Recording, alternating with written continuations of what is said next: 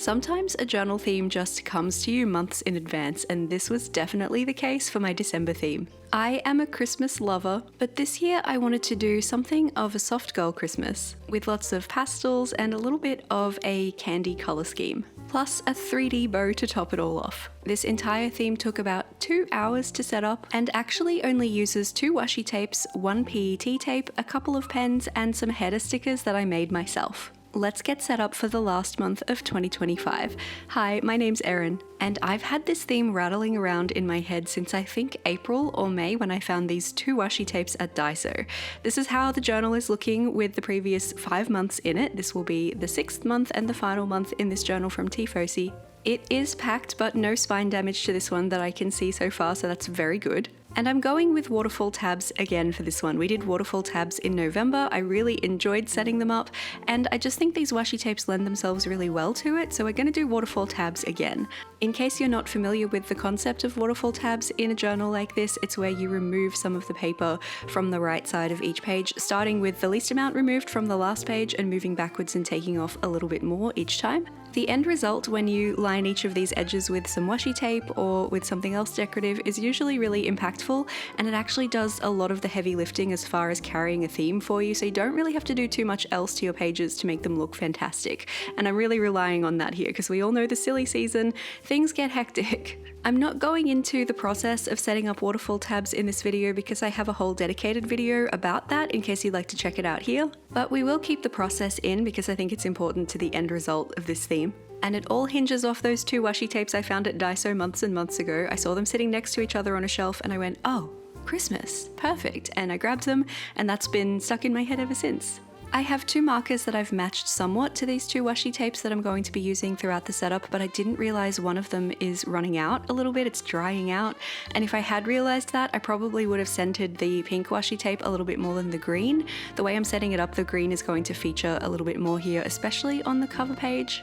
Since I wasn't able to use the green marker as much as I would have liked, it made things throughout the setup a little bit trickier when I was really relying on the pink. We've ended up with a bit more pink than I maybe would have initially set out to do, but it's totally fine. It only has to last me a month, and I still think it turned out really cute. I just wish my marker wasn't dying.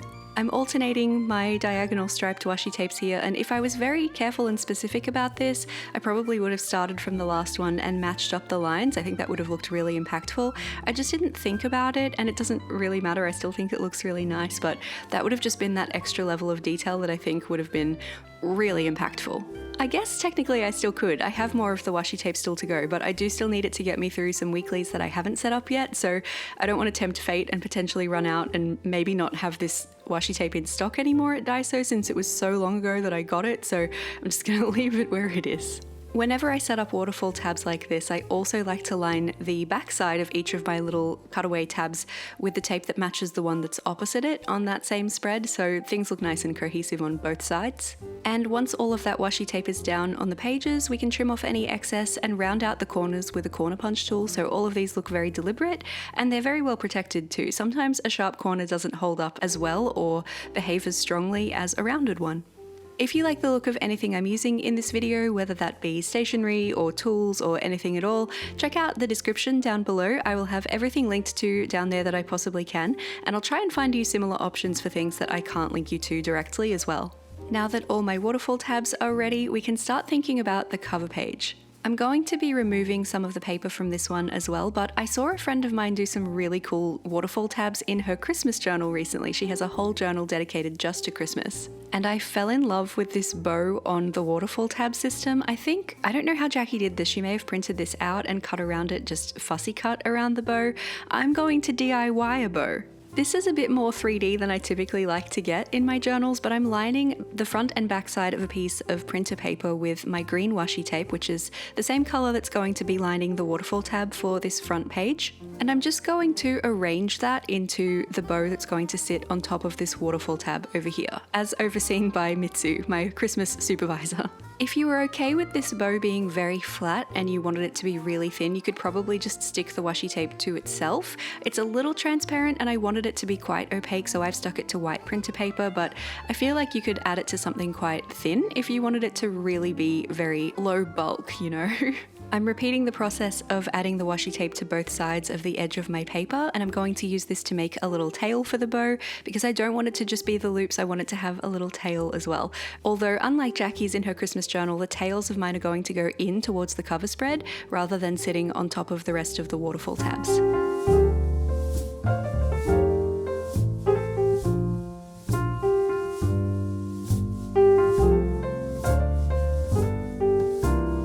Since I'm happy with the size of the loops of my bow, I'm going to go ahead and use my glue tape to stick those down so they stay exactly where I want them. And based on the size of those loops for the bow, I'm going to work out how much of a tail I want on the bow as well. So those two little trailing parts that hang down.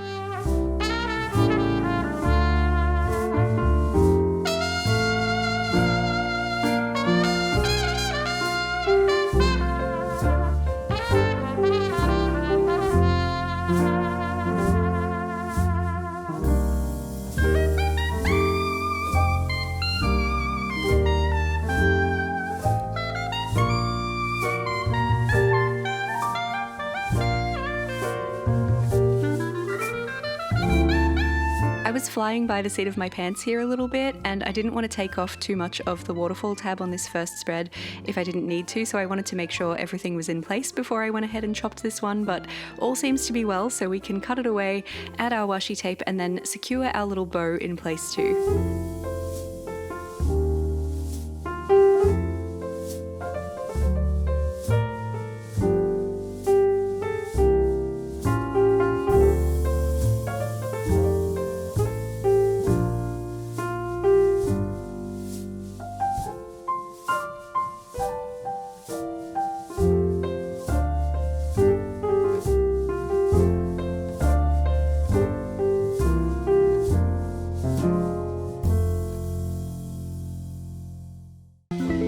The placement of the bow is actually really important for what I want to do with this cover spread because I want the whole spread to sort of look like a wrapped package. So I need to find the middle because I'm going to be adding some washi tape horizontally there as well, and that's where I want the bow to sit, right on top of where those two intersect.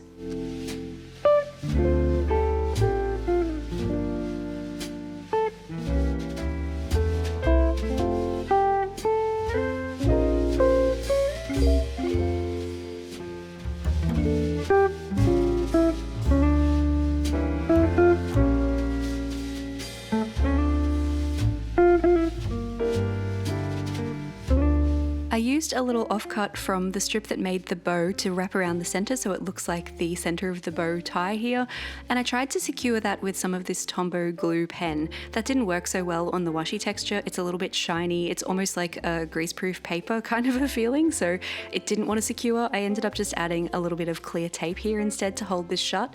Thankfully that still sticks to the glue tape though, so that will still go down okay on the page.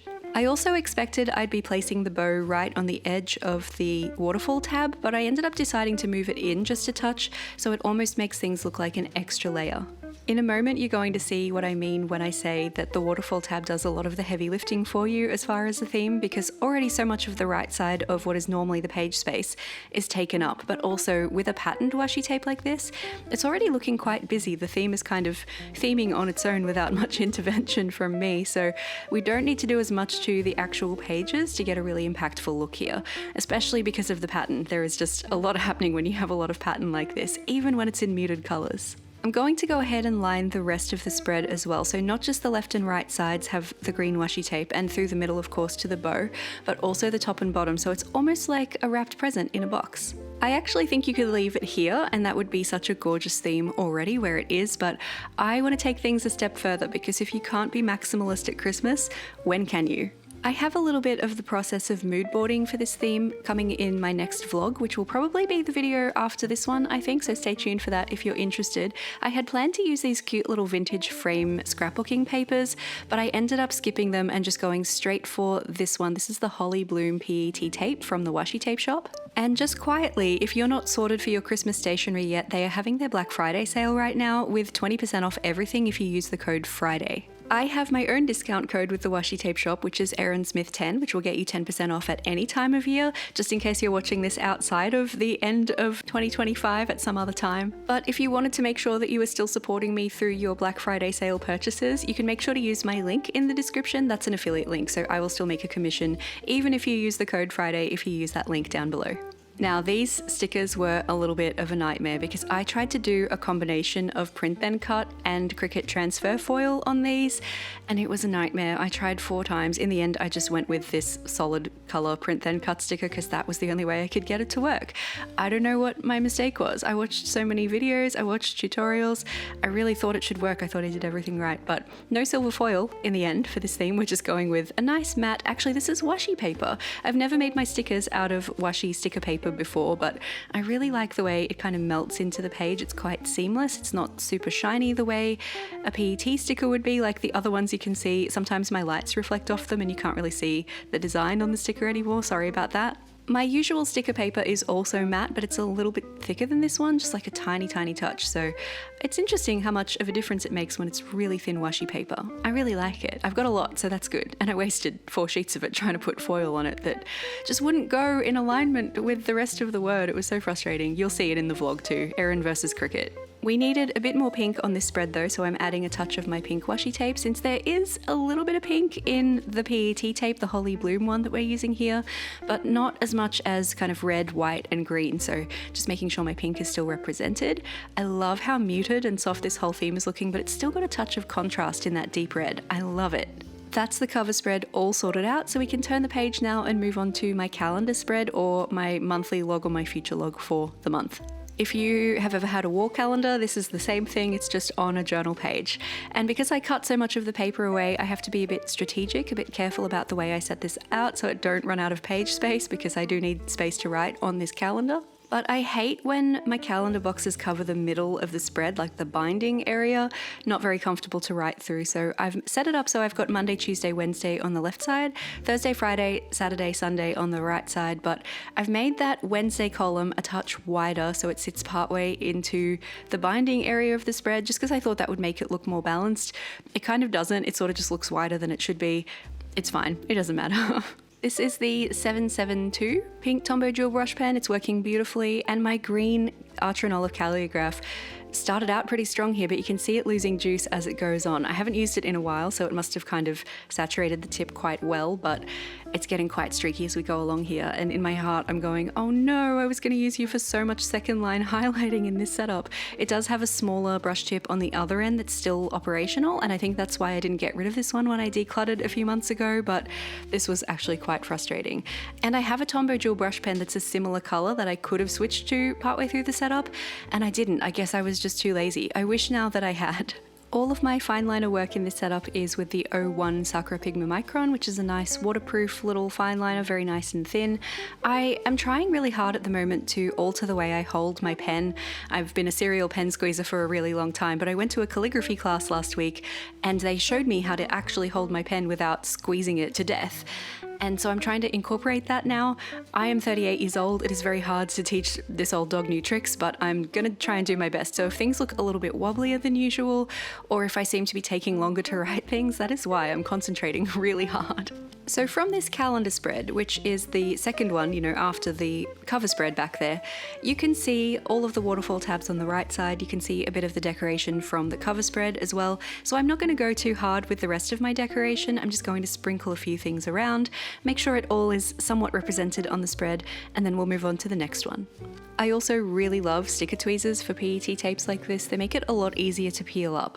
Our next page is all about goals and a little snapshot of where I'm at right now. I've been using this page for most of 2025 and it's been working quite nicely for me. I like the combination of the self-motivating factors of the goals. I don't always use my goals section, to be totally honest with you. I'm not much of a hardcore goal setter personally, but the favorite section, whatever I'm into that month, the anticipating section, the things I'm looking forward to, and the working on section, a bit of a self-aware, reflective kind of what am I trying to improve this month thing. I find those really quite useful and really interesting to look back on in the future too. Had I realized my green marker wasn't working so well, I probably would have gone ahead and made all of my headings green, since I'm going to rely much more heavily on the pink marker throughout. So I haven't done any second line highlights here. I normally would. I'm trying not to go too hard and overwhelm things with pink, but we're going to do it later anyway, just to see. The facing page is for my habit trackers. I've been keeping 4 of these, typically only using 3, but I like to have a backup in case I think of something partway through the month that I'd like to be tracking. I have space to just add it in there. I don't have a huge amount of creative energy left over at the moment because I've been working on the mystery journal, which is the journal that I set up for 6 months and then give away on my channel, making sure that it has themes all set up for January through to June of 2026. So not a lot of brain power left kicking around here. So I'm just going with a tiny calendar for my habit tracker, making sure it starts on the correct day, flicking back to my calendar there. There's some cat hair on the journal too. Hope you enjoy that. When in doubt, tiny habit calendars are the way to go, at least for me.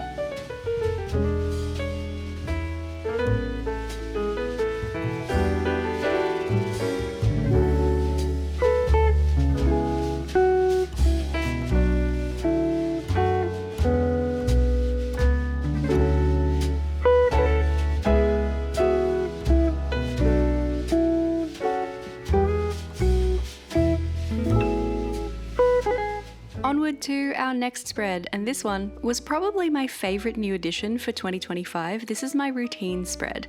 I've been self-employed for a long time. I've told this story on so many videos now, but I decided I was craving some structure in 2025 that I hadn't had in a very, very long time. So this routine spread was me working out what works for me, what doesn't. I still don't think, even after doing this for, I think, all of 2025, that I have a really solid routine in place, but I'm definitely getting closer to one.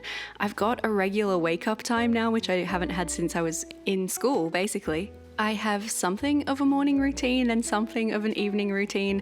There's still a lot more phone scrolling involved than I would like, but I feel like at this time of year we have to be a little kinder to ourselves, right? When we're thinking about the year ahead, thinking about the year that's been, I feel like we tend to get pretty tired towards this end of the year, so I'm trying not to be too intense about it, but I have really enjoyed having this spread and learning these things about myself, and I'm guessing I probably will be taking this with me into 2026 as well. I nearly said 2025 again. Wow, that habit's going to be hard to get out of. The left side is for writing out the routines in some sort of order. So there's a weekly routine there, things that happen on specific days, morning and evening routine spaces. And on the right side, we've got what's working and what's not, a little space for reflection, so that the things I've tried in previous months, I can make sure that I'm implementing the things that are working for me and leaving behind anything that I tried and went, oh no, absolutely not. Another thing I'm trying to keep in mind when decorating these spreads is that I don't want to interfere with the flow of the waterfall tabs over on the right side there, so I don't want any of my decoration to overlap with those. I'm pretty happy to overlap with the waterfall tabs on the left side because those don't cascade over each other in the same way, but as far as the right side of the page, I don't want anything to touch those candy stripes. They're going to stay exactly as they are. This spread has ended up my most obnoxiously pink second line highlighty. We will bring back the second line highlights for the first of our weeklies, but I do think I managed to balance it okay with the green tape. I think it turned out fine. That's our routine spread all set up, so let's turn the page and move on to my content planner, which I must admit I have not touched for November. November's been a bit of a rough month for me. I haven't touched my content planner and I have missed some uploads, so actually this video is going up quite a bit later than I had planned for it to. Thank you for your patience while I got all of this sorted out. I don't think I'll have any unforeseen circumstances in December like I had in November that will require me to shuffle things around quite so much, so I'm quite hopefully going in with the full content planner with spaces for all of the videos I would like to publish if I'm doing 3 a week, which includes my vlogs, which I'm trying to do weekly. It's not necessarily always turning out that way, but I'm just rolling with what feels good. Obviously, this is quite tailored towards somebody who releases content on the internet like I do. That's actually my job, so this is something I have to think about. And even if I don't have it in my journal necessarily, I have something of a content calendar in my Google Calendar too, so this is my written down backup that makes it stick to my brain, but I do also have that. So if I'm not using this spread, it's okay, like I have other systems in place, you know. But if there's anything in your life that requires a recurring task list like this, things that you have to do over and over again that need to be done in a specific order, you could use something like this as your matrix to keep track of it. So just because I use it for content planning doesn't mean that you necessarily have to use it in that way. It could be for a multitude of other things.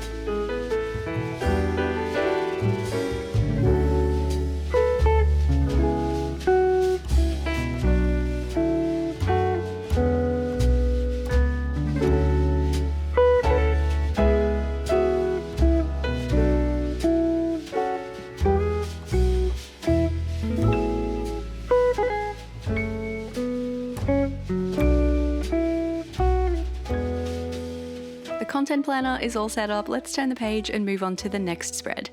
For the last couple of months, I've been including a meal planner here, and that has been actually working pretty well. I've enjoyed having it, but I'm not including it in this month's setup because we have family staying with us at the moment. We're dining out a lot more than usual, and we're also sharing some cooking duties with some people who don't usually live in our house. So it's not something I need to think about as frequently, and I wasn't really using it in November, so I've decided just to omit it for now, and it will make a comeback next year most likely. What I'm including instead is a reflection spread. Since it is the end of the year, it's kind of a natural time to look back on things that have happened and reflect on them, so that felt like an appropriate thing to include here since I'm omitting something that I would normally have.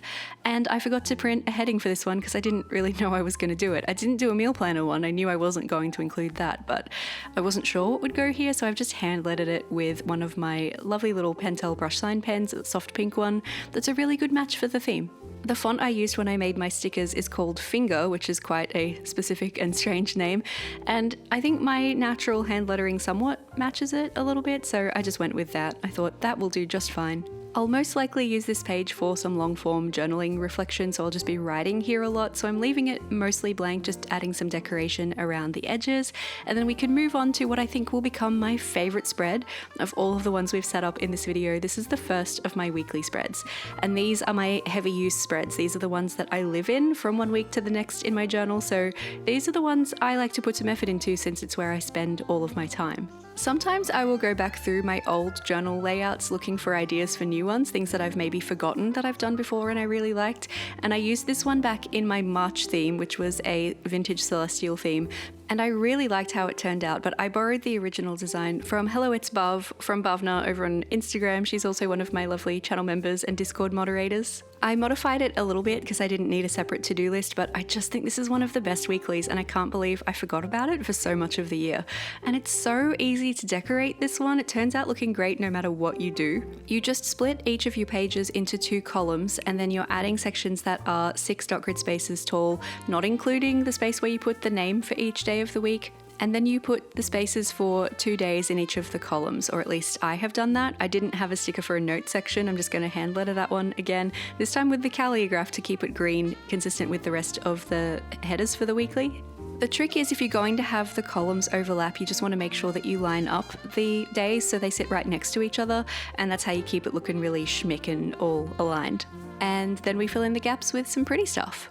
This is why this layout is so good, because you've actually got some decent chunks of space left over, which means you can use those bigger pieces of sticker or washi tape that you sometimes don't get a chance to use because they don't fit in spaces. You can just kind of strategically arrange things to go in a way that they will allow space for you to use those things, and that just, I think, is so impactful once it's all down on the page. You've got a couple of really big, boomy, kind of like, look at this pretty piece of Christmas sticker, and all of your planning happens around that, but there's still space for things to breathe. It's just perfect. I love this layout. I need to bring it back in every single month.